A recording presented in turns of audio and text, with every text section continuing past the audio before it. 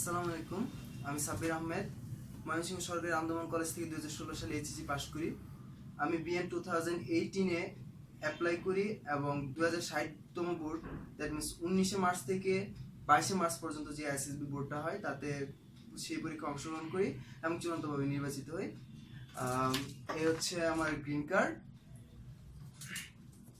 এই জন্য সর্বপ্রথম আমি শুকরিয়া আদায় করি মহান আল্লাহ তাআলার দরবারে, এরপর হচ্ছে আমার বাবা মার কাছে এবং অবশ্যই ডিফেন্স একাডেমি ময়মনসিংহের কাছে।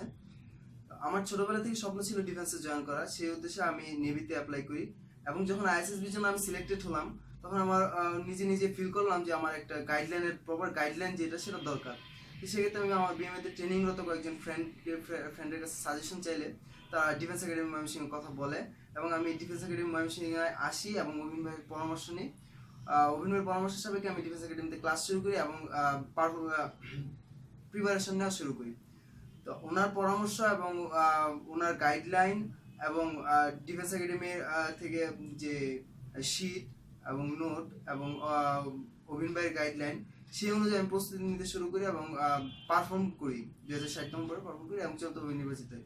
তো আমরা সবাই জানি যে আইএসএসবি হচ্ছে একটা এক্সেপশনাল একটা এক্সামিনেশন, এটা অন্যান্য পরীক্ষার সাথে মিলে না। তো এর জন্য একটা প্রপার গাইডলাইন দরকার। সেক্ষেত্রে আমি মনে করি যে ময়মনসিংহ ডিফেন্স একাডেমি হচ্ছে আমার কাছে বেস্ট মনে হয়েছে। কারণ আপনার একটা রেশিও যদি দেখেন তো এই জিনিসটা আমাদের কাছে আরো ক্লিয়ার হবে। আমাদের বোর্ডে টোটাল 100 জন পারফর্ম করে, তার মধ্যে হচ্ছে 4 জন চূড়ান্তভাবে নির্বাচিত হয়। আর ডিফেন্স একাডেমি থেকে আমরা 2 জন পরীক্ষায় অংশগ্রহণ করি, এর মধ্যে আমি চূড়ান্তভাবে নির্বাচিত হই। তো আমি যদি আমার কাছে কেউ সাজেশন চায় বা কেউ যদি আমার কাছে হেল্প চায়, তো আমি সেক্ষেত্রে তাকে পরামর্শ দিব যে ময়মনসিংহ ডিফেন্স একাডেমিতে আসতে এবং এইখানে ডিফেন্স একাডেমির সংস্পর্শে থেকে যেন প্রিপারেশনটা নেয়। That's all, thank you everybody.